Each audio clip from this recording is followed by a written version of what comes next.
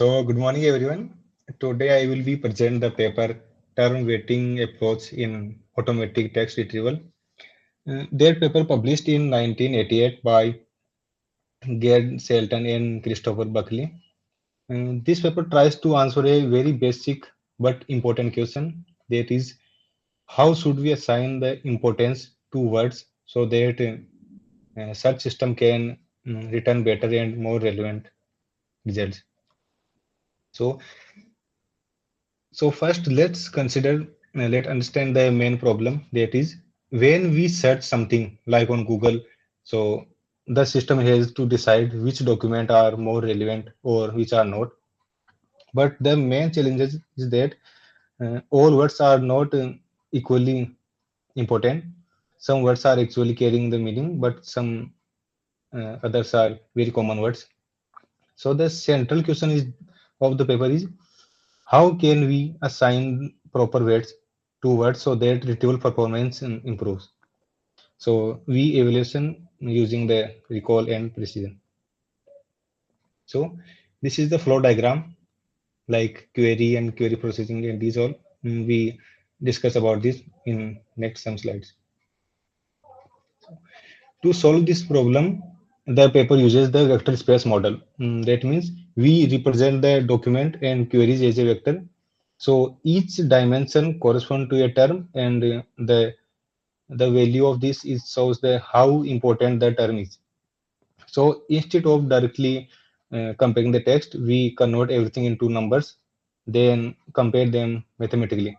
So this whole retrieval process more structured and easier to analyze. Now, once we represent the document and queries as a vector, we need to measure the similarity between the query and the documents. So first we use the dot product, like direct dot product, which basically measure how much the query and document are similar. So like in terms of important words. But there is a problem. Problem is like we know all documents don't have size as same. So longer documents naturally contains more words as compared to shorter documents. So their scores becomes high, the similarity scores. So even if they are not actually more relevant, then the scores is always high. So to fix this issue, we use cosine similarity, which normalize the vector. How we normalize? We divide their weights by total weights. So, and this helps in comparing documents fairly without considering any length. So, mm, now let's look at the simple approach, that is binary weighting to assigning the weights for words. In what we do in this, so if a word is present, then we assign the weight is 1, otherwise 0. But also here is a problem, that is this approach treats all words are equally, like the important words and the common words, it treats all are equally. So important words and common words get the same weightage or the same importance. So we need a better and smarter way to assigning the weights. Then one improvement we did in this, that is TF, turn frequency. So the main idea of TF is, if a word appears in many times in a document, then we consider that word is more important than other words. So we count the total terms in this document using this term frequency. So this helps to understand the importance of a term within a document, not the overall collection of documents. But we still have a problem. Like the problem is that if we see the common words also are uh, appearing more than the other words. So the limitation is that the some words appear frequently in almost all the documents. So TF is all alone is not completely give the true results. Now the limitation of term frequencies. So there are some words like, for example, data, system, or method that appear in many documents. So even if their frequency is high, then they do not help us to understand the difference between the documents. Like the words is important in each document. So even if their frequency is high, um, then they not helps us. So here we need to reduce the importance of such common words.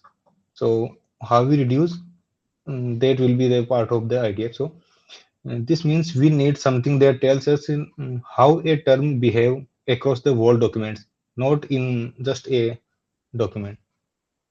So this brings us to the IDF, the inverse document frequency. So the idea of inverse document frequency is we assign the higher importance of rare words and lower importance for common words. Like if a term appears in very few documents, but in their documents, only the few documents, then we assign this is the important. And if appear in almost every document, then it is less useful. So the IDF helps us to capture the global importance of a term, like the across all the documents. So now we combine both ideas like TF and IDFs. Idea of TF is like how much a word or a term important within a document, and IDF tells us how unique the word is across all the documents. So by multiplying them, we get TF IDF, and this idea gives a balanced measure of importance across the all documents. So this is the main weighting method, like they discussed in paper. So for example, like when users search machine learning model, so we see this is a rare word or maybe the important words, machine learning and model. So TF consider all as a important word, and also IDF see that in different models, different documents, then assign the weights.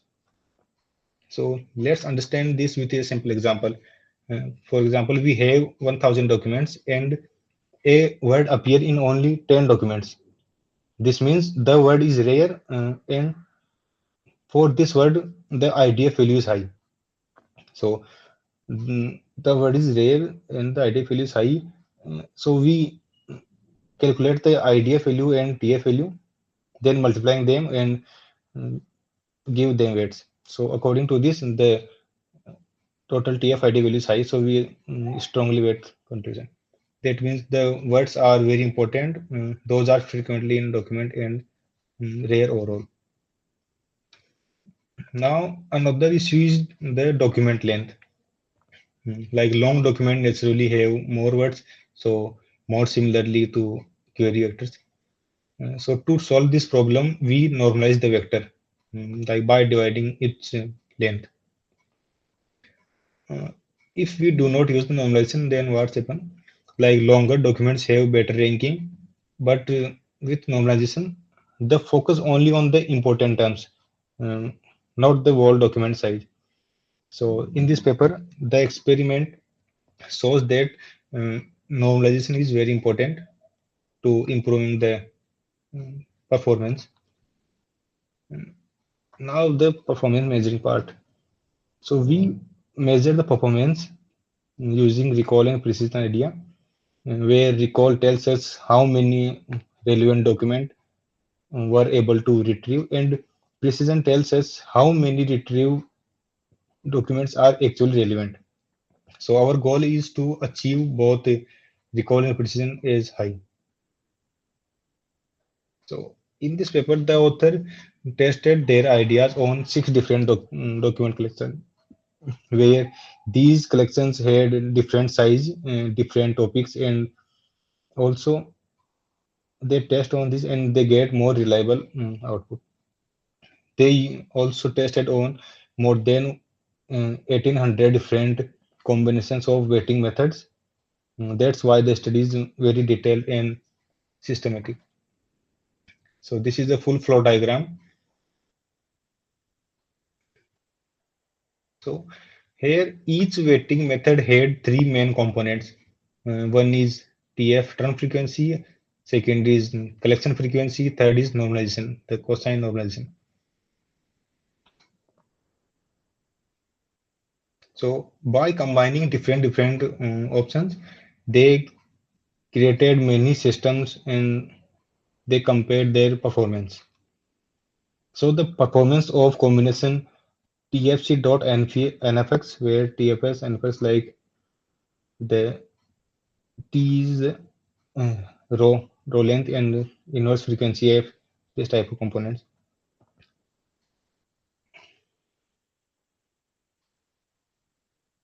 So performance of combination TFC.NFX is very well in mostly collections. So here the system with mm, term frequency and inverse document frequency and cosine normalization performs better.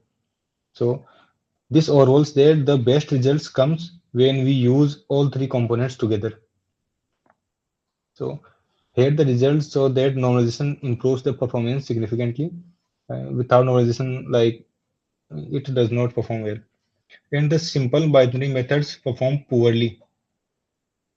So overall, TF-IDF best weighting improves the performance.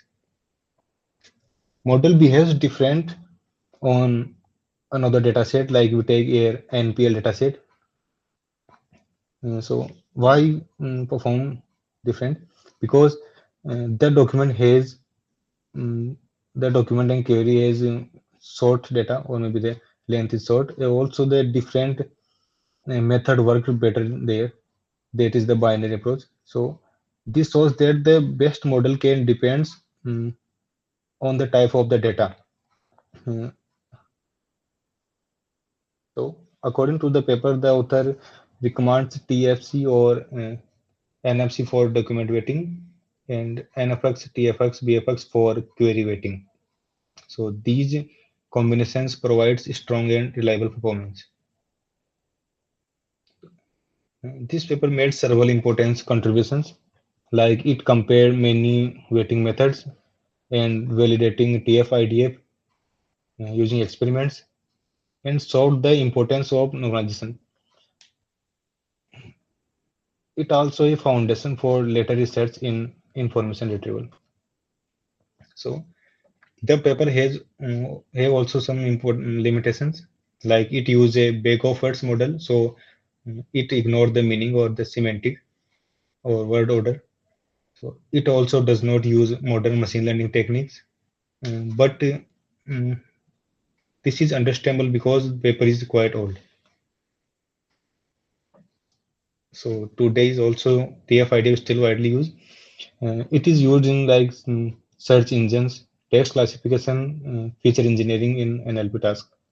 Also, modern models like BM25 and neural methods are built on similar ideas.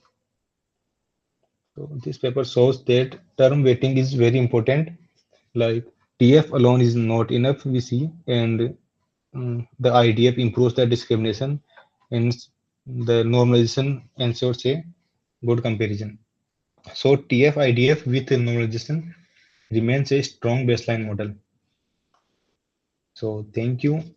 So if you have any questions, then ask me. Siddharth, good evening. Yes. First of all, we had earlier discussed in your slide number 10 about the TF-IDF, the term frequency and inward document frequency. Hmm. What is the intuition behind the originating of TF-IDF concept? Are you thinking about Hmm. this? Because as I see, the TF also only gives the important words within a document. It does not see the overall, like on the whole document collection. And IDF only see the overall comparison. But we need a idea uh, that combine both of these. So this helps us to identify words that truly represent the content of a document, not only the only in within a document or maybe the overall just comparing. That's Are the you TF-IDF idea. are you think there is any another way to do these things? Any another way means Any another way you think कि ऐसे भी कर सकते थे? only TF say only like binary methods. We see only binary Okay. method, but we have some problems in this also.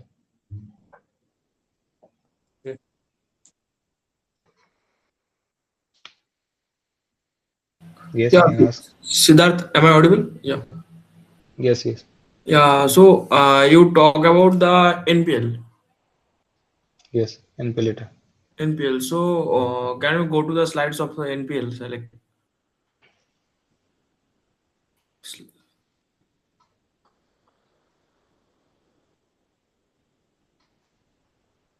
Hmm. so here you talk about the NPL. So I have a question that about the behavior of the NPL. So can you explain that how the NPL behave differently in different cases? Because the NPL data set is different, the document and queries are very short. Also, the vocabulary is controlled. So, in such cases, the term frequency does not play a big role because there are no many repeated terms. So, the idea of term frequency is only on the repeated terms. Today, I'll be presenting a paper from Poolby set, which talks about the topic enriching word vectors with subword information. So the main motivation behind this paper was that when we talk about word embeddings, we mainly talk about two famous models like word-to-vec vectors, word-to-vec models, and glove models, where if we analyze the calculations or we analyze the mathematics part of these papers, when they were published, word-to-vec vectors mainly deal on the topics when they take the vectors to be independent entities and independent vectors. So they do not really talk about the dependencies between the word semantics and other part of the word syntactic meaning. And same goes for glove representations. But here, what we are trying to achieve is when we talk about words are not really independent when it comes to grammatical sense. Like in the traditional representation, word is a single vector, like single vector with d-dimensional embeddings or whatsoever as per the designer's choice. So issues which were quoted here was there was no parameter sharing and vocabulary explosion. Like for example, if happy with double P and happy with double Y, they have the same kind of meanings in Gen Z notations, but they have same kind of emotions, but they are not dealt as the same vector representations. Because in traditional models like word to vec and glove representations, each vector, even when a single letter is augmented, it is treated as different vector. So that's why there are no semantic meaning or no dependencies as have been captured in those traditional methods. So here we propose the idea, the authors propose the idea of taking a weighted average of the subwords of that word. Same what we did in the tokenization method, which we have learned already. That tokenization method, what it does is it converts the words to tokens by using subword methods. Same we'll be doing for the word embeddings. Here UV is taken as the summation of ZG.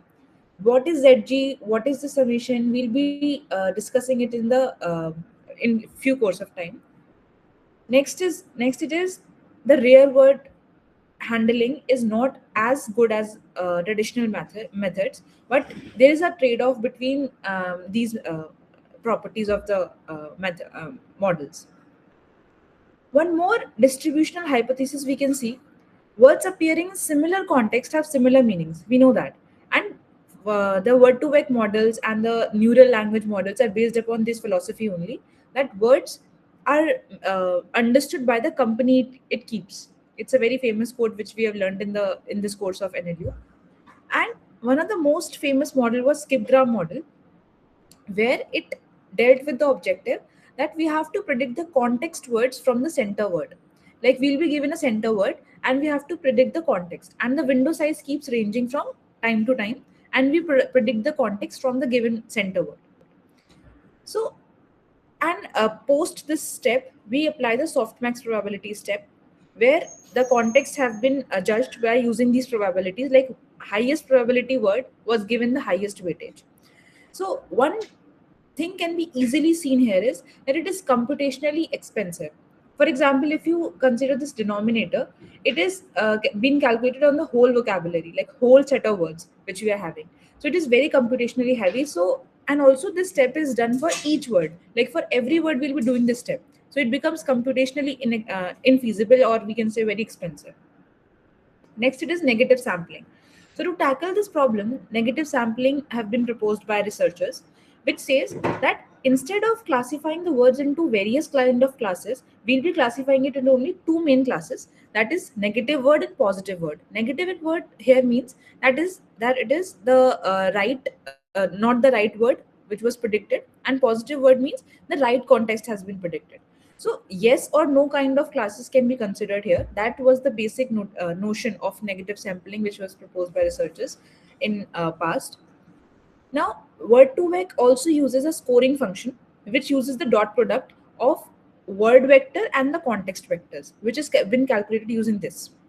So in this proposed paper, which I am discussing right now, the main idea which we'll be focusing on, if I talk about it in crux, what it says, we'll be changing this word embedding, into the average of subwords. Like instead of dealing a word with the single vector, we'll be dealing with the average of words, average of vectors, and each vector will be representing a subword of that word. Like happy, if we say, so happy, HAP will be considered as one vector, PY will be considered as one vector. So the unseen word problem or the out of vocabulary problem can be dealt in some extent it can be dealt. So that's why the scoring function has been changed to different kind of scoring function, which we'll be discussing in some time. Next is character n-gram representation. So what this property of n-gram representation would be used in this paper. So what it says is, whenever we are given a word where, any word, like for example here we have taken an example of where. So where can be broken down into these kind of sets, where we have taken the window size to be 3, which can be seen very easily. So 3 window size we have taken, and every word here would be broken down into 3 window sized set, 3 window sized tokens. Next is choice of n-grams. Now, one very basic or very foundational step was taken by researchers was that n was ranging just from 3 to 6. They experimented with lots of grid values, lots of n ranges values, but the best which came out was 3 to 6. Because it is very intuitive to understand this, because if we take n very less than 3, like very near about 0, so it makes no sense, because 0 means there is no window size. We'll be taking just one character at a time. So that is again very infeasible to do. And greater than 6 means the window size is very, very big. So the local dependencies would not be captured. So that's why the window size was accurate when we take n from 3 to 6. Like n can vary from any number between them. Now also they stated that prefixes, suffixes, and roots were captured when we took n values from 3 to 6. Now mathematical formulation, what they proposed was like GW, that is the context word, here set of n-grams in words. So whenever we are taken, like in traditional models, every word has a vector representation. Every word is represented as a vector. But here, every word is represented as the summation of ZG. ZG is the vector representation of every n-grams. N-grams is the component or the slices which we have done in the same word. Like here, when we say where. So where every slices which we have done in the same word, each slice has been converted to a vector which we are calling ZG. And then we are taking the average of it. So every word now is not a vector representation. Instead, it is a summation of the vector representations of the slices.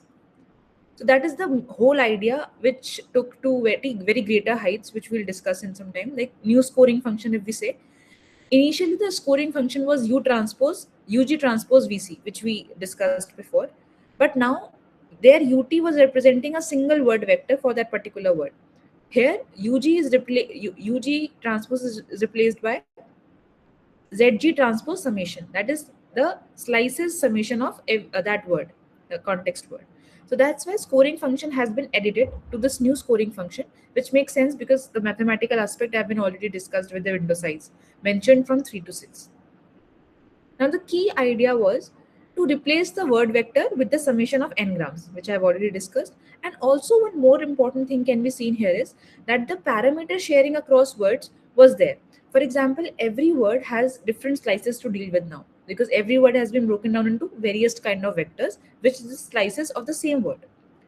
And in the same word, the formulation or the computation of the same word slices is been done by the parameter sharing method, which reduces the computation and also helps us in reducing the mathematical formulation in the following step of any traditional method which we'll be applying. The same parameters would be there, so that's why the time also saves. Next is handling rare words. Now, here also the researchers mentioned that rare words were handled very beautifully as compared to the traditional methods, because what is the problem with rare words is because they are not part of the current vocabulary. But when we have already dealt with the word embeddings as the slicing of the word embeddings, like the weighted combination which we have taken, every new word can be seen as the slices of the words which you have already seen. That's where rare words were handled very efficiently. Like, even if unseen, micro circuit and subword learning was enabled in this method. Next is hashing trick.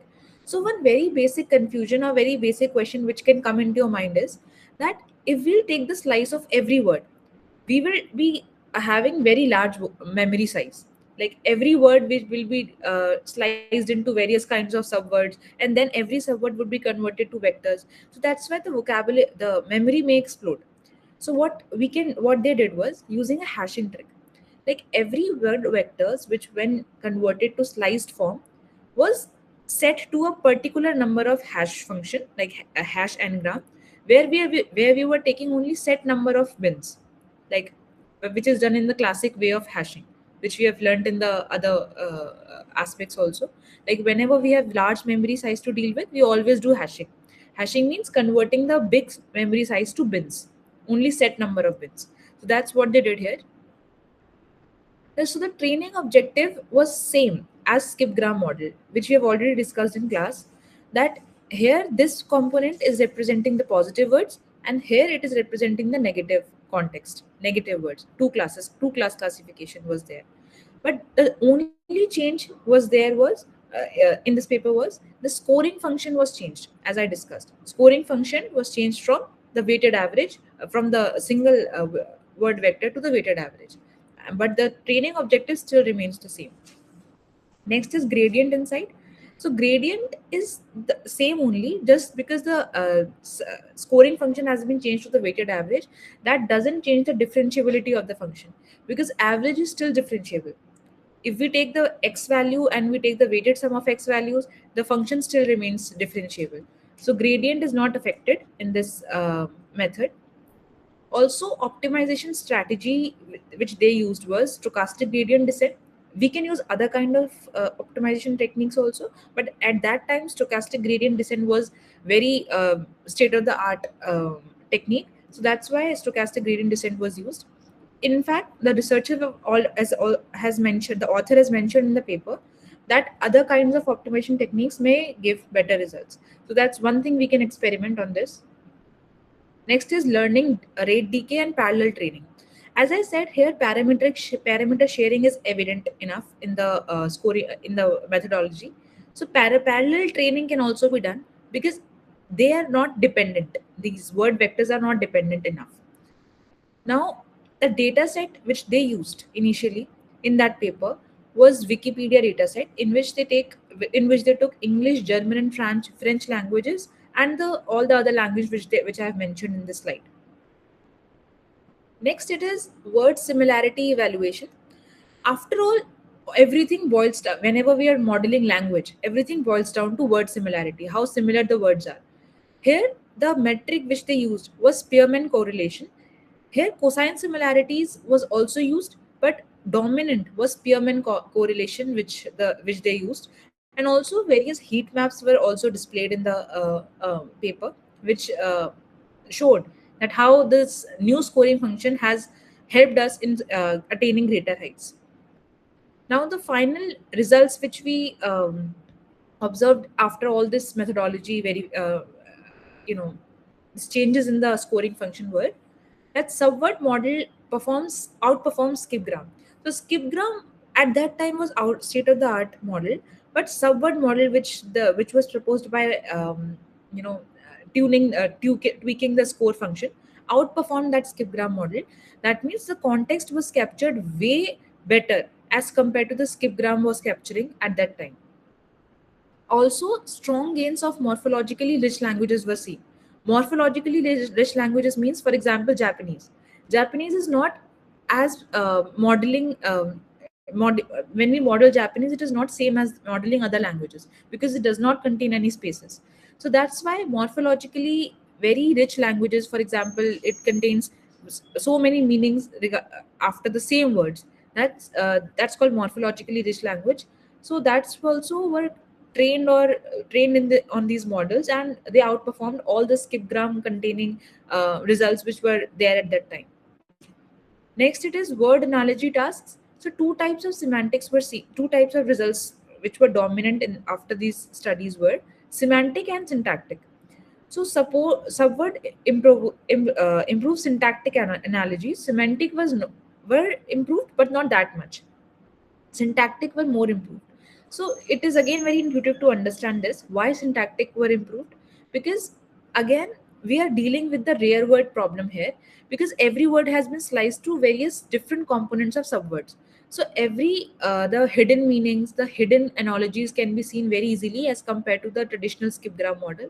So that's why the subword improved syntactical analogies way better as compared to semantic analogies. Now, effect of training data were that they were robust to rare words. Obviously, this has to be robust to rare words because the scoring function was tweaked by keeping in mind the same philosophy of rare words, that they were not involved in the present vocabulary. Now, longer n-grams capture compound words. Like I have already discussed this in the previous slides where it was mentioned. If we take more greater than n greater than 6, then compound words were very longer as compared to the traditional n-gram capturing techniques. Next, it is language model integration. So the embedding used in LSTM, the metric was perplexity. That is judging how good the language model is. So the metric here used was again perplexity. So no changes in that traditional way. Next is qualitative observations. Better neighborhoods for where words and morphologically patterns captured. So because of the tuning of the score function, what it did was the weighted average has been taken in all the subword terminologies. So that's why morphologically rich languages and also the various hidden patterns when it comes to morphologically rich language have been captured very beautifully here. Next is for morpheme discovery. Now it can be very easily seen here, like kindness. When it is broken down into kind and ness, subwords have been made here, and every word would be again broken down into various subword slices containing the same window size. So that's why linguistic characteristics were been captured here. Next, it is what the conclusion part says, that sum of n-gram vectors, like every word which was previously dealt as the same vector, has now been the sum of n-gram vectors. Out of vocabulary word problem has been diminished as compared to the traditional vectors. Syntactic understanding has also been established here, and basis for fast text. For example, different types of unseen words or the fast text techniques have also been discovered from the same basis of this tweaked scoring function. And post this publication, there were many publications who used the same tweaking of the scoring function to attain various heights in different kind of models. Now, the future work which we can do in this field is sentence embeddings. For example, right now we are doing this task on word level. We can also do this task on sentence level, and very multilingual modeling. Like in the same language, we can also use Hindi and English together. So that also can be achieved in this model. Also, we can integrate transformers here in this, because still the modeling part is coming to the from the neural networks, which is way slower as compared to transformer techniques, which is the tweaked form of neural networks. That integration can always be welcomed in this work. Now, when it comes to a real world example, we can easily observe this has been taken from a social media text. For example, user generated text is very noisy, like happy, happiness, and unhappy. So these are words which talks about sentiments, right? Traditional models will treat each word of these sort as different vectors which are very uncorrelated tokens. But if we see, happy and happiness have semantic meaning as very common as compared to other unhappy. But still, every word here, like happy, happiness, and unhappy, would be considered as different vectors here, and there will be no intersection between these two. But if we deal this technique, if we deal this problem with subword approach, we can see happy can be broken into these kind of subwords, happiness can be broken down into these kind of subwords, which can be easily seen that there is a large intersection between these two words, which was not seen in the traditional method of skipgram. So here it is easily displayed how the subword modeling approach in the embeddings solve the problem of out of vocabulary words and also the semantic meaning capturing. Thank you. If anyone has questions, then go for it. Hello, Aditi. May I? At the okay. At the slide Go ahead. 28 slide, you tell me we will break the words into a subword like the kindness you show in an example. Then from where we break the word, there is any idea or any method? As a the model also break KINDNE then double S. It may be possible. I understood your question. So I mentioned this thing in the slide itself, that we are taking the window size to be n from 3 to 6. So it depends upon the user's choice or the iteration number which we are on. Like n is varying from 3 to 6 by every iteration, by set number of iteration they were varying n. So n is the window size. Like kind and nice, so they were on the window size 4, right? Kind and nice both are 4. So there this is the sample taken from during second iteration. So there they were achieving the window length of 4. So that's why it is varying. For example, happiness, here happy they are on the first iteration, it can be seen HAP. So it is not in our hands, it is just feed it to the neural networks, and the n is varying from the particular range from 3 to 6. Okay, thank you. Okay. Why subword embedding is better than word to vec? Okay. So subword embeddings are better than word embeddings because subword captures the problem of out of vocabulary. Like for example, in the word embeddings, we are converting every word to a one single vector. And in subword technique, we are capturing each word in various different kinds of vectors. So it gets the space to understand the semantic meanings, the underlying terminologies of the word, the underlying information which cannot be seen in one single vector. So that's why subword has that upper edge over single word embeddings. Okay, thank you. Okay. Any more questions? Okay then. Thank you. Good evening, everyone. We are discuss the distributed presentation of word and phrase and their composability. What is the meaning of this paper is that here we try to make a vector representation of words and phrases. This is Harsh Vashne. The main goal of this paper is to learn the meaningful numerical representation of words from the large text data. Like the first thing for us that to represent that word into the numbers or a vectors, because the ML model or DL model only understand the numbers, not the words. So the first first problem is us that we are trying to make a word into the vectors, or not only a vector, a meaningful vector which capture the context also, to make the training efficient. And in this paper we will try to learn the methods which convert the words into the vectors here, that to learn the meaningful numerical representation of the words from the large text data, and to make the training efficient even when the vocabulary and data set are very large.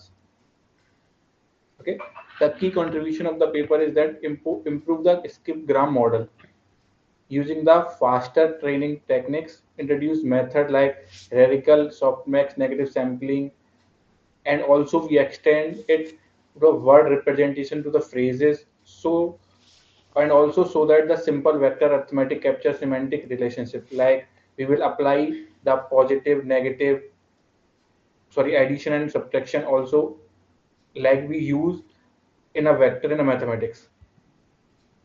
So what is the motivation behind this? As the earlier we use the one hot encoding for representing a words.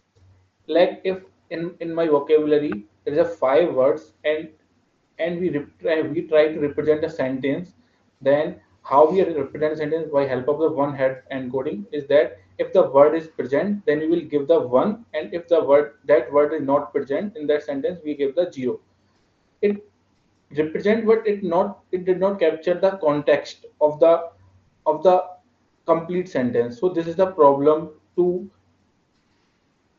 us, to how we will capture the context in the vector, in the mathematical vector. So these representations do not capture us, as we see that these representations do not capture similarity between the words. For example, king and queen are treated as a completely unrelated in the one hot encoding, but the king and queen are and similar, just the gender are changed in both the words. We need the numerical representation where similar word have a similar meaning in vector space. So our goal is that the learn word vectors that capture a semantic and synthetic relationship automatically from the data.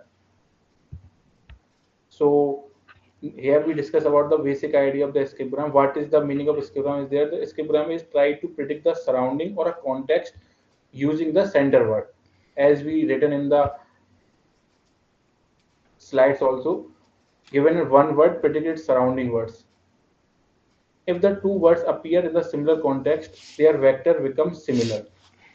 Just just see the example. If in a sentence Paris is the capital of the France, then if the center word is a Paris, then what is the meaning? If the meaning is this is the capital of the France.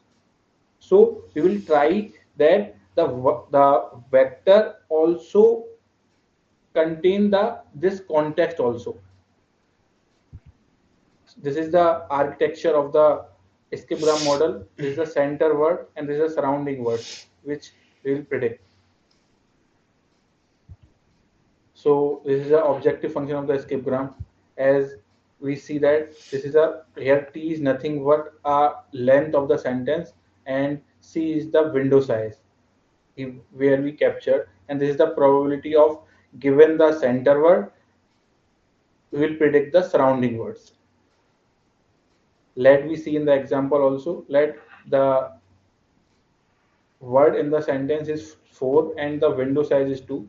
Then word W1, W2, W3 and W4. This is the 4 word in one sentence, and how objective function look like. This is the objective function look like after the solving this process.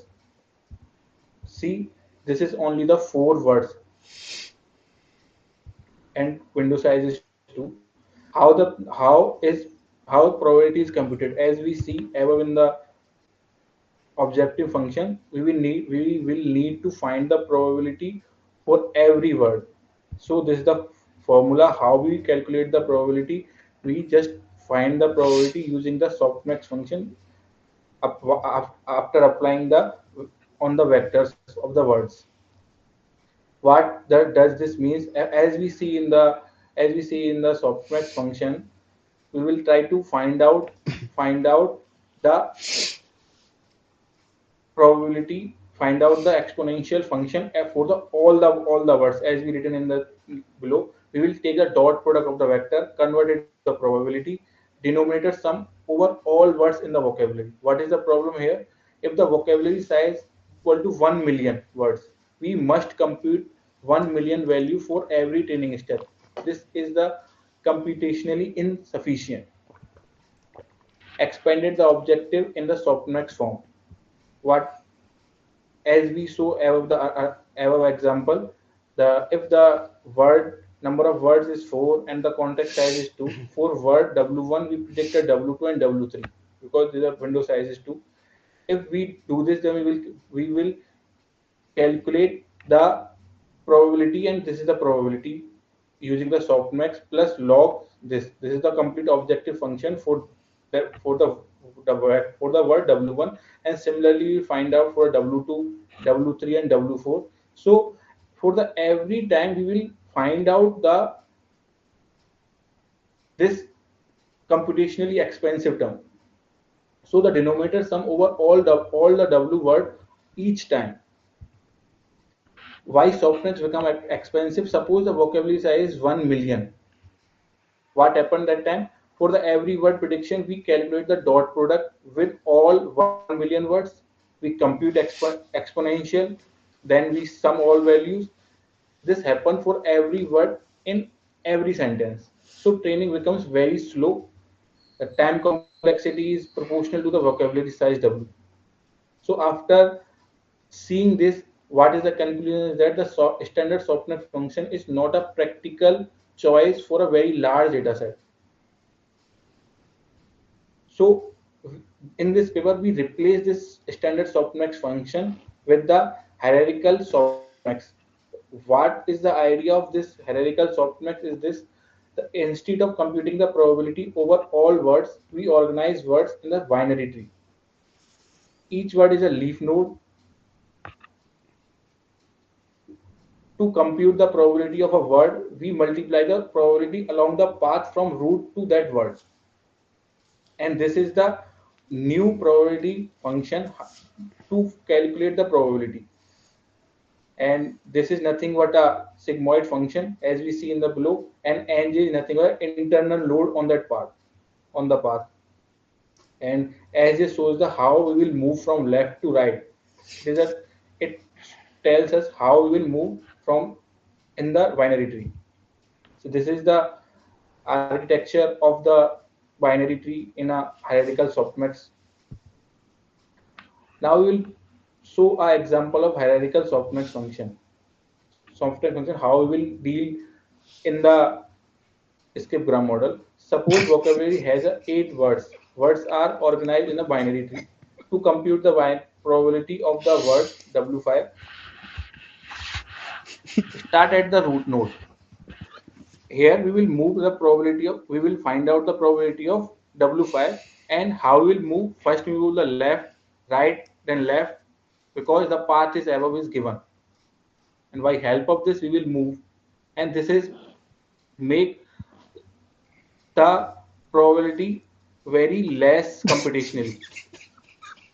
After this we will see how it become more faster as compared to standard softmax. For a vocabulary size W, need to compute W dot product, time complexity is OW, big OW, and hierarchical softmax binary depth is log to W, and only compute the value along one path. Time complexity is big O log W, because we will here move the binary way. So computationally reduced from the linear to logarithmic. This is computationally comparison example. Like suppose vocabulary size is W equal to 1 million. Standard softmax need 1 million computation per update. As we see in the objective function, we will calculate the probability at the each word in the sentence. But in the hierarchical softmax, we will get this computation less. As we see in this, the log 2 bracket the 1 million. So this makes the computationally very less. So only about 20 computation per update we will need. So huge reduction in computation is occur by help of the hierarchical softmax. The one of the method is proposed in the paper is the negative sampling, which make more efficient or more computationally less the skip-gram model. Instead of calculating the probability over all the words, we only update one correct word and a few randomly choose negative words, because we are try to make or try to understand the model that this word is right, this this pair is right, and another pair is wrong. Why we will need to calculate all the probability of all the words? I'm just try to learn the model that this pair is good and another pair is wrong. So for this, we just update the randomly choose the negative words to give the essence that this context is wrong. And this is the objective function for the negative sampling. This is the negative sampling part. This is a k is a sorry k is a negative sampling here. So correct context word, we are randomly sample negative words as we see in the slides. Instead of predicting the exact probability, we train the model to distinguish real versus fake pairs. The negative sampling idea. What is the idea we will see in the example? Like there is a sentence, Paris is the capital of France. Suppose input word is Paris and correct context word is Paris, France in the case of the capital.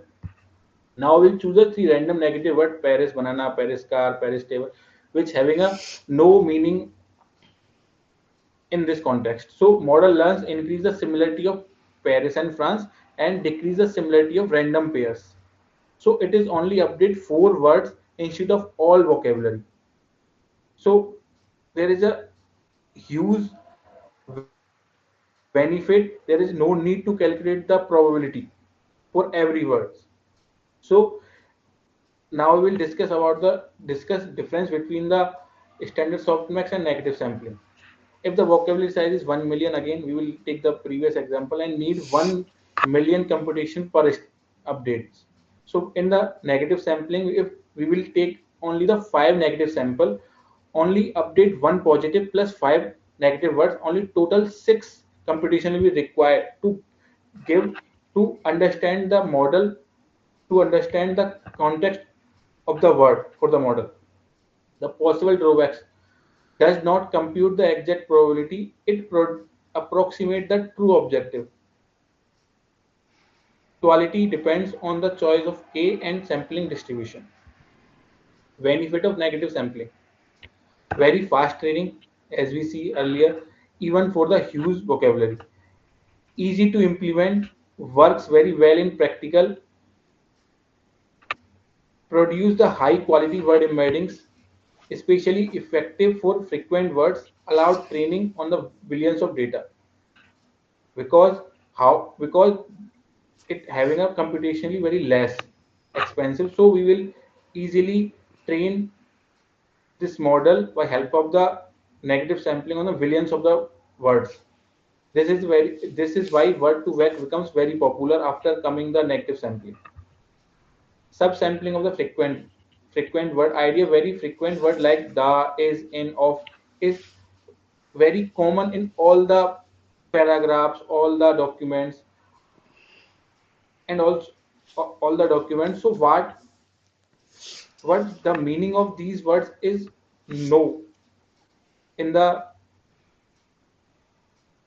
paragraphs or documents. So how we will deal with these words? These words are randomly removed during the training using this function pw equal to 1 minus under root t 1 f of w, where f of w is the frequency of the word w and t is a small threshold. Frequent word having the higher chance of being discarded. Why do we need subsampling here? Problem: the frequent word dominate the dataset because it is present in the dataset in a huge amount. They carry little semantic meaning. Obviously, they slow down the training because it present in a document in a very large number. So, and having a no meaning in the document many times. Example sentence, we will see in the example, France is the capital of Paris. Here the important relation is the France and the capital. What the word like is, the, of appears everywhere and add the little information, which make the model computationally heavy. Here only the two words is mainly focused word, the France and the Paris. How subsampling reduce the computation? Without subsampling, frequent words appear millions of the times. Model keeps updating same uninformative words. With subsampling, many frequent words are removed. Training data becomes smaller. Fewer updates are needed, and we will get the desired results. And after doing the subsampling, we will get the faster training, better focus on meaningful word relationships. Benefit of the subsampling: speed up the training significantly, reduce the dominance of common words, improve the embedding quality for a rare words, make training more balanced. If the threshold T is too large, important word may be removed. Obviously, if the words is rare word is come in the rare words, so this all that rare word is removed. So T must be chosen very carefully. Empirical results, experimental set. After that, getting the experimental setup to evaluate the model, the author used a word analogical task. Example like Germany, Berlin, France. After seeing this analogy, in our mind we will get the France is the Paris. We compute the vector Berlin minus Germany plus vector France. If the nearest word is Paris, the answer is correct. And this is a huge benefit after coming the negative sampling with skipgram, because skipgram doing this, the skipgram give the word embedding and give us the word vectors, and after applying some mathematical operations like plus minus, and we will reach a new vector, we will get a new vector. That new vector represent the particular answer, like here the new vector represent the Paris. So this is a huge revolution. See, just think in your mind. The dataset details trained on the about 1 million words. Vocabulary size is 692,000 words. This experimental setup is I am taking from the paper where I make this slides. What the semantic and synthetic analogy tested. The perform comparison main observation is that negative sampling perform better than the hierarchical softmax. Negative sampling also slightly outperform the noise constant estimation. Subsampling of the frequent words increase the training speed, improve the embedding accuracy. Larger training data significantly improve the result. What is the interpretation of the result is that word vectors show a clear linear structure. Like if we get a vector of the king word and we will minus the vector of the man word and add the woman in that vector, then we will get a vector which represent a queen. It means now we are able to do some mathematical calculation on the words. It's a really amazing thing in that time. The increasing the vector size and training data improve a quality. Obviously, as we increase the vector size and the training data. Efficiently training methods allow scaling to billions of the words. Conclusion, the proposed improvements make large scale word embedding learning the practical and effective. Why learn the phrase representation? This is sometimes the phrase representation is important because as we see in the example, the New York Times. Here the New York Times is a newsletter or newspaper also. Some phrase having a meaning that are not a simple combination of the words. As we earlier see, here the New York Times, a complete word, a meaning, which is the newspaper. Here we will do not break it the new plus York plus Times. It treating each word separately loses the important meanings. Yes, the goal is represent such phrases as a single unit. So how the phrase identify the phrase are detected using the word co-occurrence statistics. Word pair that occurs frequently together rarely appear separately are treated as a phrase. It means if the words are occurred frequently or appear and the separately it occurs very rarely, so we will treat that word as a phrase, complete word as a complete two or three word as a phrase. The scoring function is this for the phrase process. Here the delta avoid the forming the phrases from the rare words. Learning the phrase embedding, identify the phrase are merged into the single tokens. Like example, New York, we will merge it New York completely in the one word. Here we will treat as a two word. After combining it, we will treat a complete New York in a one word. The training corpus is updated with a phrase token. Skipgram is trained again on the modified corpus, which is a more clean. and more meaningful. Phrases and words are learned together in the same vector space. The result of the phrase learning, the phrase embedding improve the analogy task performance. Larger training data gives better phrase representation. Hierarchical softmax with subsampling perform best for phrases. Best model achieve about 72% accuracy on the phrase analogy task. After applying all these things like negative sampling, the phrase analogy, all these things, we will get a very good accuracy as compared to previous, so that the phrase level meaning can be learned automatically. Additive composability is there. The main idea word vector can be combined using a simple addition or subtraction to capture the meaningful relationship. Example of vector king minus man, as we earlier discussed, there's the same idea is there. There's the meaning is the model learns the relationship as vector directions. Similar relationship has a similar vector difference. So meaning is encoded in the geometry of the vector space. This is the some representation how the vector look like in the vector space. This is if the word is queen who's representing these two words kings and queen are representing the vector, so we will move it easily. Why does additive composition works? During the training, words that appear in the similar context move closer to in vector space. Relationship like country, capital, masculine, feminine, present and past tense becomes consistent direction in the space. So, and this is the more analogies. They are the Berlin minus Germany plus France equal to Paris, like that. Conclusion is simple vector arithmetic capture complex semantic relationship. The comparison of the previous published work is that in this below what is the limitation and earlier limitation of the earlier model is that trained on the relative small data set, computationally expensive architecture, because the earlier paper proposed a softmax function for calculating the probability, but here we will propose a negative sampling hierarchy softmax which reduce the complexity, lower accuracy on the analogy task. How this work improve the previous models? Major importance train on the extremely large dataset, introduce the hierarchical, introduce the efficient training methods. These are all these three methods we will discuss earlier. Achieve a significantly higher accuracy on word analogy tasks. Produce the better representation, especially for the rare words, much faster training despite larger data. Conclusion is that this paper made the large scale word embedding learning practical and scalable.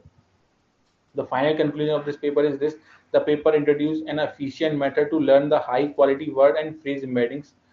Hierarchical softmax negative sampling, subsampling made large scale training feasible, because in this paper we will discuss the three methods, like we will the hierarchical softmax, negative sampling and subsampling, which all these three method make the model computationally efficient. The learned vectors show clear linear structure enabling meaningful analogical reasoning.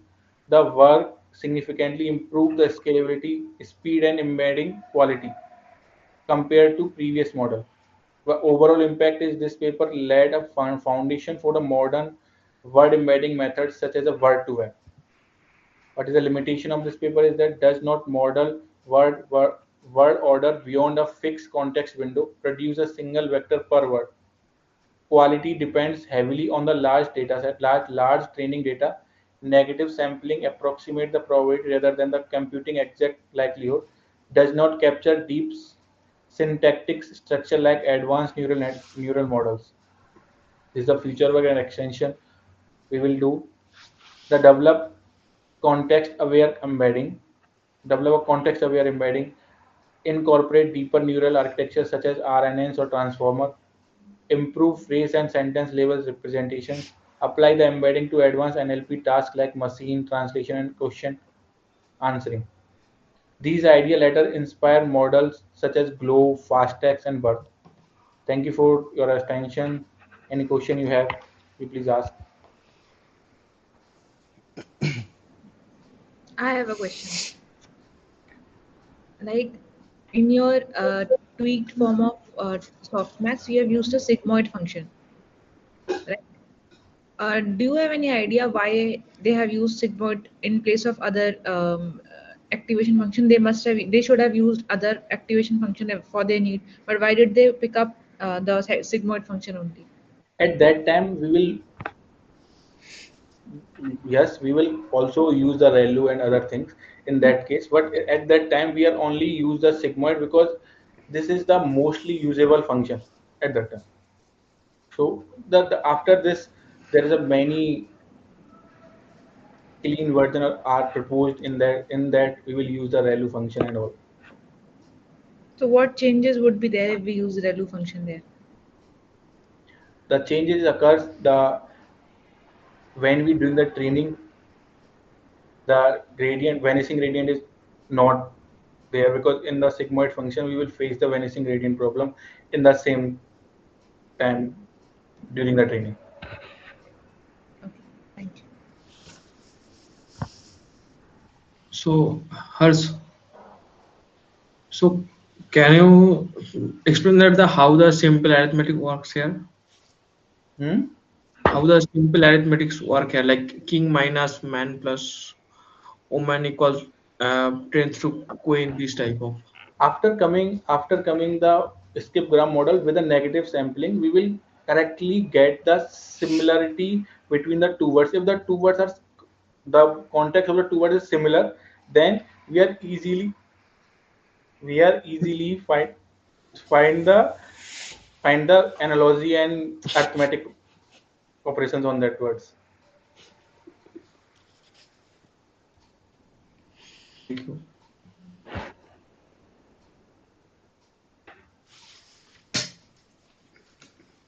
Any other question?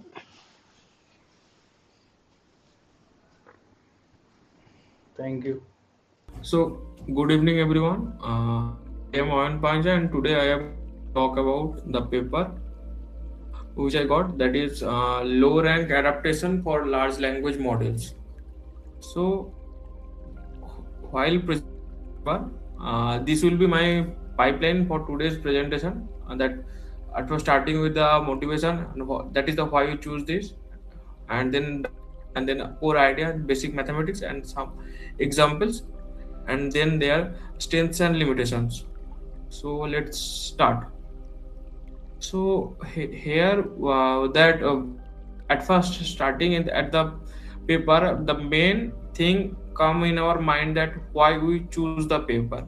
So before understanding LoRa or low rank adaptation, we should first understand that in which setting this paper appears.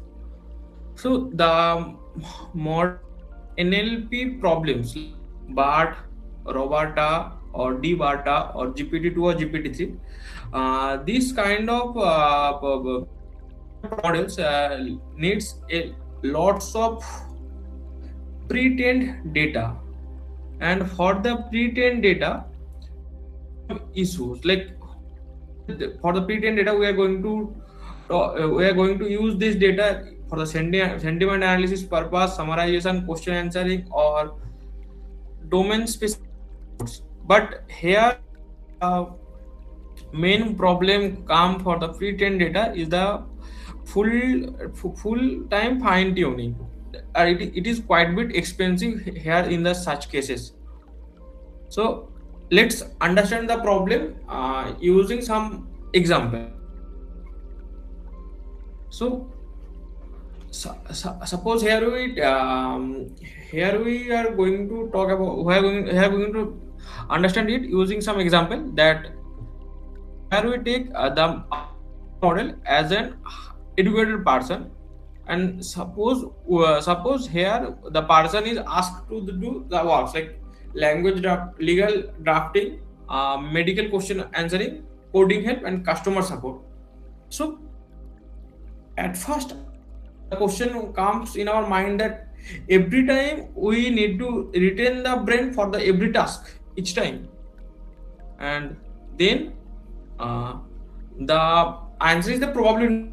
So each time do only small task specific adjustment, and that is the main thing here, which is LoRa. So now we are going to talk about that our the main, which is full-time fine tuning. It is quite expensive, so we are going to understand it via an example here. That suppose we take a model, and this model has 1 billion parameters, and we want to do 4 tasks using this model. So first one task is sentiment analysis, second one task is summarization, task is medical assistant, and fourth one is SQL generation. So here for the each task we need 4 each separate copies. That is, here we need 4 separate copies. That means here 4 billion. So here the main problem comes that huge storage cost and GPU memory. As here the number of parameters is quite bit large, so obviously the training becomes slow, and it is quite difficult to deploy such parameters while training. So can we adapt the model that are the model which we have 1 billion parameters without updating everything? That without updating every parameter, can we? So this is the main idea here. So now when we are going to talk about LoRa or low rank adaptations, so before that we got something which is called parameter efficient fine tuning. As here we are talking about only fine tuning. So here before LoRa we are going to talk about some other fine tuning parameter efficient fine tunings, which of the one of them is adapters. Here we take small trainable parameters inside every model, and prefix or prompt tuning, which is where the model learn trainable prompt vectors and bit fit. Here we only update the bias terms, but there are drawbacks or the trade-offs here, which are sometimes it follows the low accuracy, or sometimes it is extra cost efficiency, and sometimes it has limited flexibility. So all these problems are tackled by LoRa in a cleaner way. So now we are going to talk about the core idea or the behind the mathematics of the LoRa. So suppose we have a full weight matrix which is W, and then we break W into 2 parts, which is pre-trained weight and learned task specific update. And so here that we break W into 2 parts, W naught and del W, where W naught is the pre-trained weight and del W is the learned task specific update. While we are going to update the weights. So here the LoRa learns low rank update, means here we are going to break W into two low rank matrices, which is one is B, one is A, where B is R D crosser and A is R K crosser, a R cross K matrix, where R is the very less number, very less than of minimum of D and K. So now we are going to see this via an example. So let's say our original matrix, how the pre-trained weight is 100 cross 1000 cross 1000 matrix. So now we are going to update W. So we choose the rank of 10 matrix. So then we are going to a rank 10 matrix, and then we do the calculation. So previously update the full 100 cross 100 parameters, but now we have to calculate only 20,000 parameters. So we are going to say that there is a loss of reduction. Yes. So now we are going to talk about the main intuition behind the model. So that the main intuition is like the change needed for a task may lie in much smaller subsets. Obviously, this can be true. So this means that pre-trained model already knows a lot. We may not need a small change. We may not need to change. We only need a small structured correction. So that's for this small structured correction we are going to use that the B and A this matter. So that we can say that LoRa doesn't try to rebuild the model, it tries to only steer the pre-trained model in a specific direction. So here now we are going to talk about this mathematical formulation. So clearly we have the pre-trained weight matrix, and then we are going to replace the pre-trained plus the update. So now the update is B, where B is a R cross D cross R matrix and A is a R cross K matrix. If we have the input X, then our output looks like W naught X plus BA X.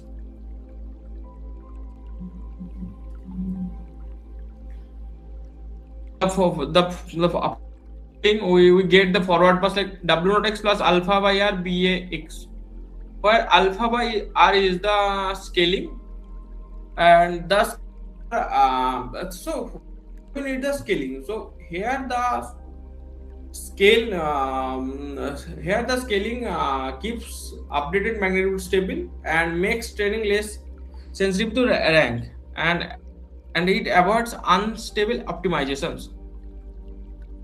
So if we change the R, update doesn't suddenly become too large or too weak.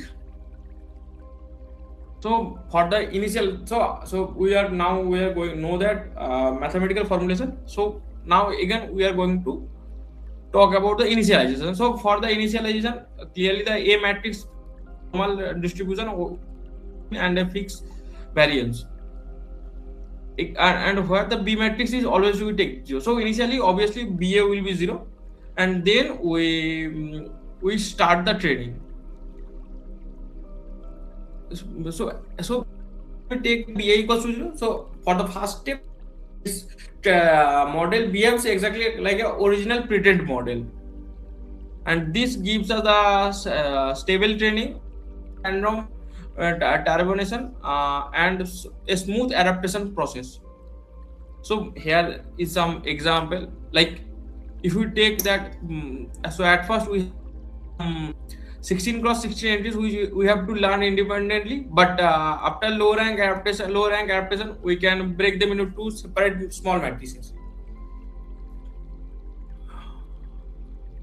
So here are some mathematical intuition, like why the geometrically mathematical intuitions, and this is quite easy. Like low rank matrix that columns or rows are not fully independent. That is this stands for the pre-trained data, this kind of thing. So now we are going to talk about the one of the most interesting thing, which is the use of LoRa in transformers. So inside a transformer attention block, query projection, key projection, value projection, and output projection. So we mainly applies LoRa in the query projection and the value projection, because changing this attention projection we can strongly influence the model behavior while keeping the update lightweight. So clearly without LoRa, the update is that. So the query is XWQ and the value is XWB. But when we are going to use the LoRa, then our query becomes XWQ plus BQAQ, and value becomes XWB plus BVAV. So here LoRa changes only in few important linear maps, but after training we get that the new query projection equals to previous query projection plus BQAQ. So similarly, new value projection equals to previous value projection plus BVAV. So clear we get that the no inference latency. So there are some pseudocodes for the LoRa implementations that clearly we get that this alpha is not red and something that this is the thing.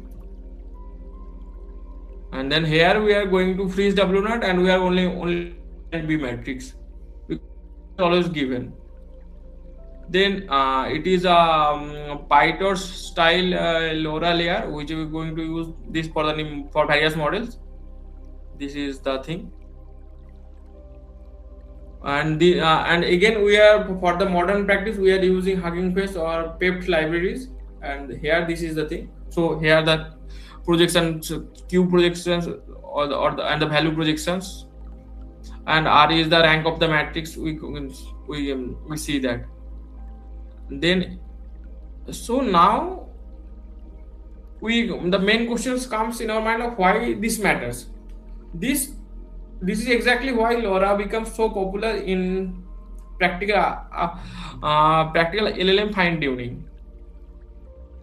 So in the paper, the author tested LoRa on these models like Roberta, dBARDA, GPT-2, GPT-3, GPT-3 specific version 175 byte, and these tasks include Glue Benchmark, E2E, NLG, WikiSQL, MNLI, SAM, and here this shows that the LoRa works on both NLU and NLG, that is natural language understanding and natural language generation, in both cases. So here the results for the LoRa or the other parameter adaptation methods, that LoRa obviously in both cases the LoRa works better. So here the LoRa is attractive because it is obviously parameter efficient, strong performance, and no extra inference cost in the cases. So now we are going to talk about the main results. So LoRa is comparable or even superior for the full-time fine tuning. It requires only training just for the few number of parameters, and it mainly surpasses PEPT baselines, and it can be scaled to enormous model size. And then we get that the most unexpected finding that small ranks like rank of 1, rank 2 or 4 and rank 8, this sometimes works very well. So this is the surprising thing that we are going to we are talk about this surprising thing. So as we know that a large language models has a big number of parameter space, but the LoRa says that you don't necessarily have to explore all the dimensions for the fine tuning your model efficiently. So it means that we can do fine tuning in the low dimensional, and the P10 model already contains the high percentage number of features, and downstream tasks require just a few OL structure adjustments. So this is the message from this. So the LoRa, so we can say that what we learn from the LoRa. So LoRa, we say that we learn that it implies a more profound observation. The pre-trained models already have almost all necessary knowledge, and all of that is left to do nudge it into right direction using low rank corrections. This allows us to think of the adaptation in terms of not retraining everything, but we can think gently steer pre-trained models. So now we are going to talk about the real life applications that LoRa has become to be widely utilized for the fine tuning of open sources of LLMs, especially chatbots, mainly lawyers, doctors, and financial specialists. Instructions on the fine tuning, expensive personalization. So use cases for the LoRa includes LLAMA fine tuning, Mistral tuning, and specialized tutors. This is why LoRa becomes. These are the main reasons that LoRa become one of the most practical ideas in the modern LLM engineering. So now we are going to talk about the what are the strengths of the LoRa. It is highly it is very efficient in terms of parameters, and it takes very less number of parameters, and that's why it takes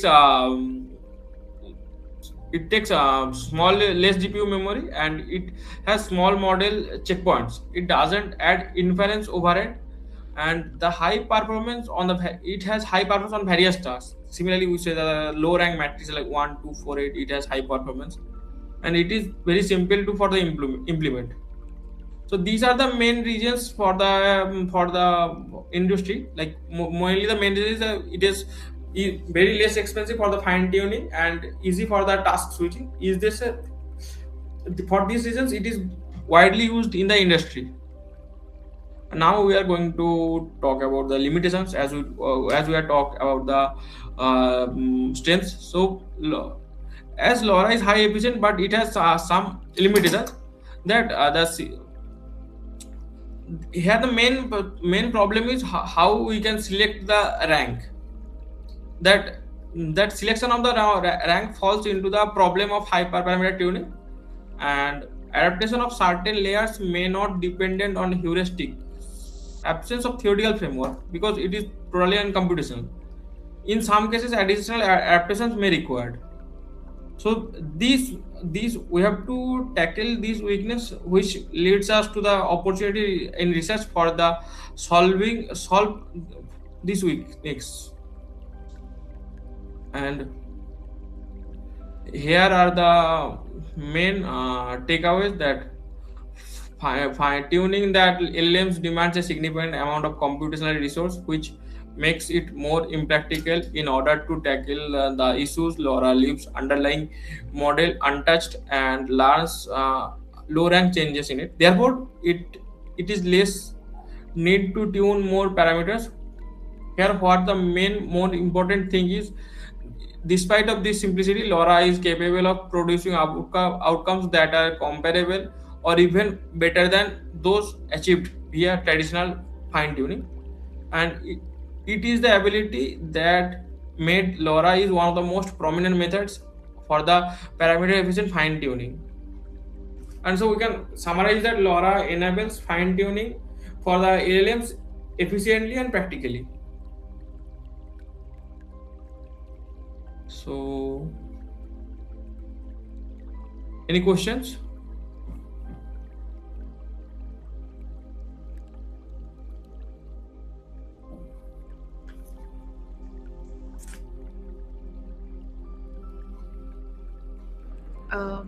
Can you answer why is LoRa useful in practice? So LoRa is useful in practice because LoRa allows LLMs to adapt the new task in very much lower computational cost. Like we said that here, we said that very less GPU memory uses very less GPU memory. And it always produces small task specific checkpoints and doesn't increase the inference latency. After learning updates and merge into original weights, that after learning the updates, it merge into the original weights. This thing like after learning the BA, it again merge into the W. These are the main things. That's why LoRa is very useful in the practice. Any or? Why it is a parameter efficient, as you say earlier, the LoRa is a parameter efficient as a concept. Okay, got it. So for the parameter efficiency, let's go back.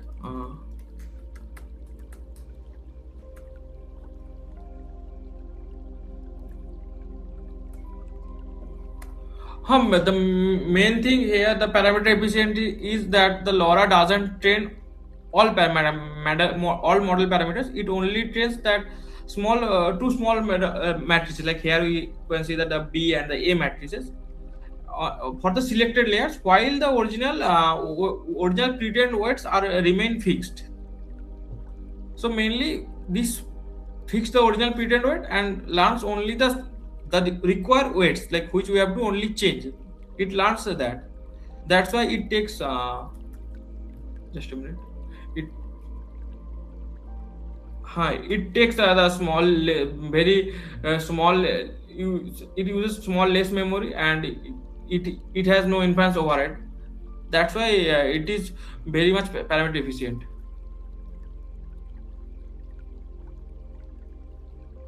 Thank you. Yeah. So thank you everyone.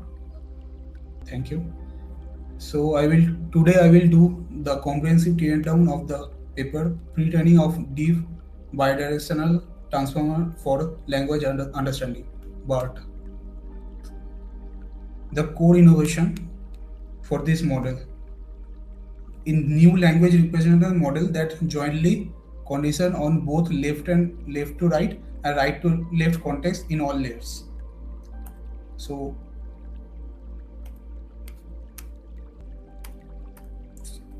this will be the outline for my today's presentation.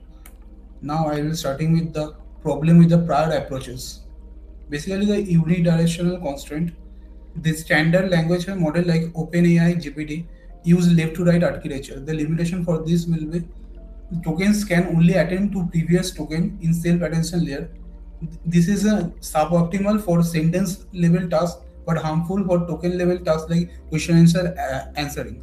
Feature-based limitation model like Elmo extract context sensitive feature from independent left to right and right to left model, and then they will concatenate to still concatenate it, but still it will require task specific architecture. BART model architecture. This is the foundation multi-layer bidirectional transformer encoder based on this paper. The hyperparameters are L. This is the number of layers of the transformer block. H is the hidden size and A is the number of attention head.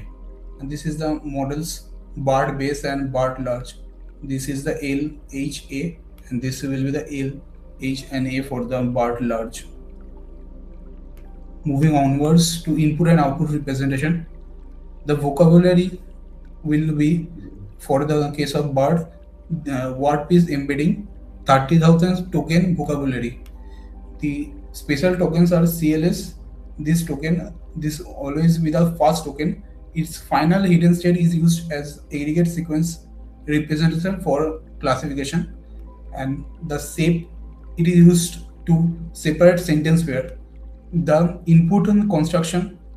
A token's final input is the sum of three embedding: token embedding, the segment embedding, sentence A versus sentence B, and the position embedding, numerical order in the sequence.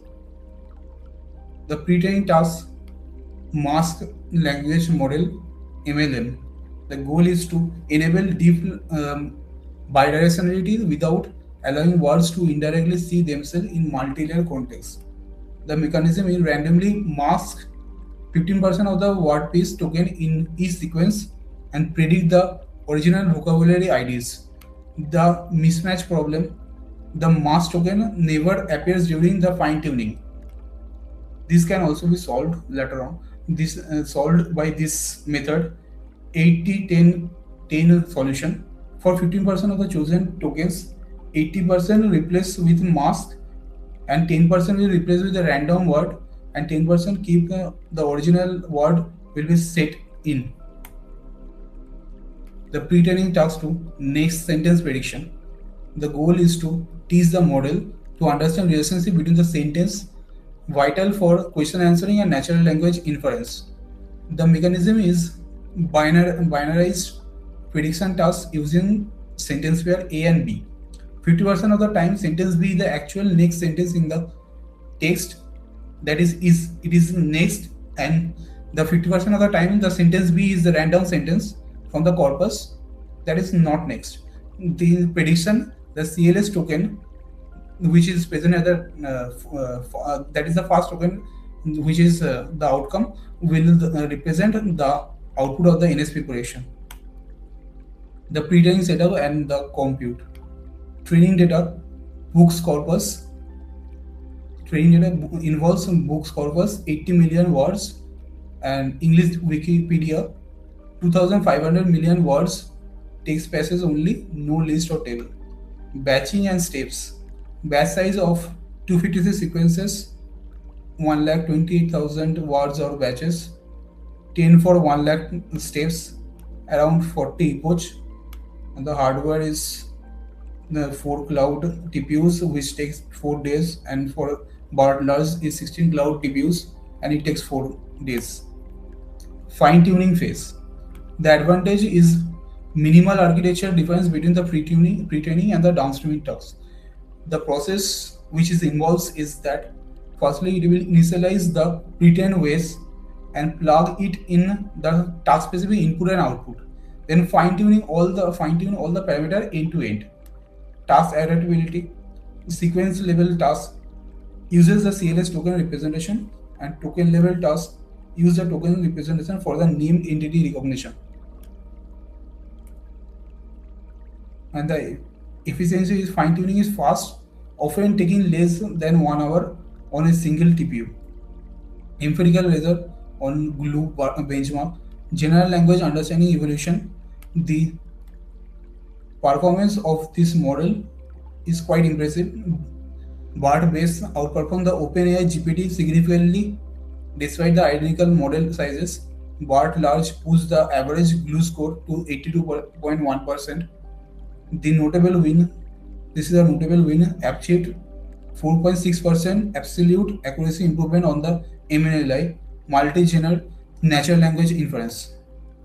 And this is the empirical result of SQuAD and SWAG. In the SQuAD question, that is question answering, model predictions start and end spans of the answer in a paragraph, outperform TOPS ensemble system by 1.5 F1 score as single system. SQuAD V2.0 include unanswerable question. They extended the model to calculate no answer score using CLS token, outperforms the prior system by plus 5.1 F1. So it also outperformed the OpenAI GPT by 8.3%. This is an ablation study proving the architecture, testing the pre-training task, no NSP, moving the next sentence prediction caused significant drop in question answering and analytics, because it will help the model to understand the logical interpretation and the link up between two sentences. So there is a drop. LTR and no NSP in the left to right model like GPT performed drastically worse than the mass language model, especially on SQuAD. Conclusion: deep bidirectionality is the primary driver of the BART's empirical improvement. Model size and masking. Effect of model size: tested varying layers, hidden sizes, and attention head. Result: strict continuous accuracy improvement with larger model even on tasks with small training dataset. Application on the masking strategy. Tested the 8-10-10 rule against the alternative 100% mask, 80% mask, or 20% random. That is 8-10-10 mixed strategy is most robust, particularly when using BART as a feature extractor without fine tuning. Now the feature-based approach. Can BART be used without fine tuning? The answer is yes. Instead of fine tuning the whole model, researchers extracted the activation from the BART's hidden layer, used them as a static embedding in a bi-LSTM. The result concatenating the top 4 hidden layer produced a result highly competitive with the state-of-art model. Significance: BART is highly effective for both fine-tuning and feature-based paradigms. This is the additional implementation application detail from this paper. The masking procedure in practice. The emergent model objective is visualizing the 8-10-10 split target sentence. Suppose the main sentence is my dog is hairy. The target token is hairy. What the model actually sees during the pre-training task is 80% of time the word hairy is replaced with mask, and 10% of the time it is some random word like apple, and 10% of the time it is the actual word that is hairy, biases the representation toward the actual observed word. Pre-training engineering, optimizer detail. The optimizer is Adam, and in place of the ReLU we use GALU because of the smoothness of the function. Training volume around 10 lakh training step, almost 40 watch. Batch size is 256 sequence, 1,28,000 word per batch. The sequence length trick. Attention is computationally expensive. The phase 1 trained with a sequence length of 128 for 90% of the step, and the phase 2 is trained with a sequence length of 512 for the final 10% of the step to learn position and embedding. Fine-tuning hyperparameters. This is fine-tuning is fast and requires minimal hyperparameter tuning compared to the training from scratch. The optimal ranges discovered are this. Batch size is around 16 or 32. The learning rate for the Adam optimizer is 5e into 10 to the minus 5, 3 into 10 to the minus 5, or 2e into 10 to the minus 5. Number of features is 2, 3, or 4. Dataset size impact. Large dataset 10K plus example are highly resilient and less sensitive to hyperparameter choices than small datasets. Now the BARD versus Elmo versus OpenAI GPT. This is the competition. The architectural difference: BARD deep joint bidirectional context across all layers. GPT is strictly left to right, and Elmo is a shallow concatenation of the two independently trained left to right and the right to left LSTMs. The implementation difference between the BARD and GPT. GPT used only books corpus, 800 million words, and BARD used book corpus per Wikipedia. The token GPT introduces the saved token and CLS only during fine tuning. BARD learned them natively during pre-training, not for fine tuning. Visualizing the fine tuning task. The sentence pair classification, 2 sentence input, CLS token output the predict the relationship. The single sentence classification, SST 2 sentiment, 1 input, and CLS token output the predicted class. Question answering, question and paragraph input, token level output the predict start and end answer spans. The single sentence tag, example now, the one sentence input, every individual token output a classification tag. The glue benchmark detail, understanding the dataset.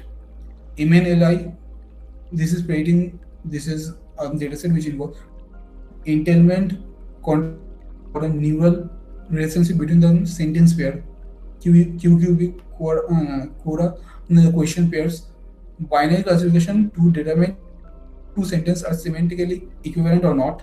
SST, classify movie reviews or a positive or negative, and the COLA, this predicting if a sentence is grammatically acceptable or not. The various other tasks, are various other tasks measuring semantic similarity, paraphrasing, and textual entailment. Now there is I taken to question: does the BARD really need 10 lakhs training steps or not? Yes, it did. The BARD base achieved 1% accuracy increase on the MNL simply by training for the step instead of 500K. And does this mass language model convert? Yes, but it doesn't matter actually, because MLM only predicts 15% of the word per batch compared to the left to right model predicting every word in converse.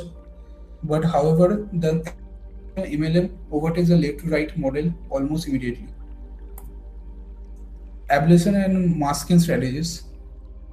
In the 8-10-10 rule, evaluated the mixed masking strategy alternative example 100% mask, 80% mask, 20% random, etc.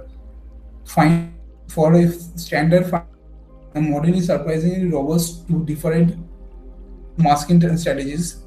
For feature-based approaches, extracting static embedding without fine-tuning the mask strategy performs poorly. Conclusion 8-10-10 mix strategy successfully reduces the pre-training and fine-tuning mismatch and produces the most universally robust representations.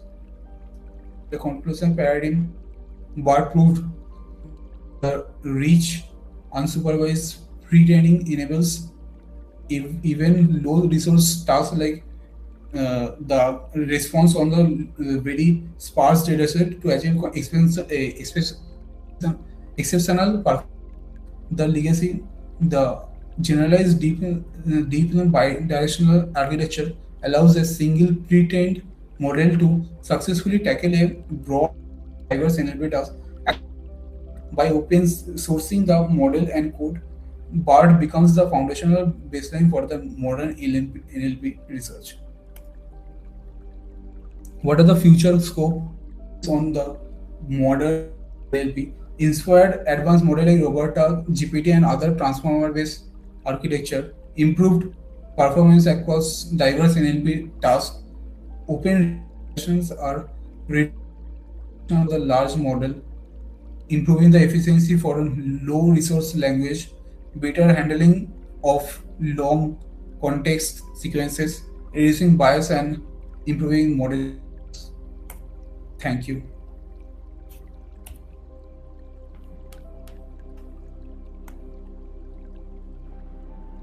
Can you answer what is the mismatch problem and how this model has solved it?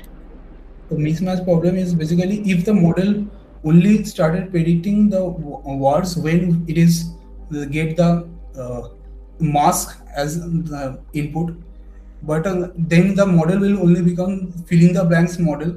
So it is 80% of the case the model used to use this mask token, and 10% it is use any random word, and for the 10% of the other rest part it uses the actual word. This helps the model to the tackle with this MLM problem. Okay, thank you. So hello. Yeah. Can you say that what is the impact of removing the next sentence prediction task during the pre-training, and what does this says? Okay.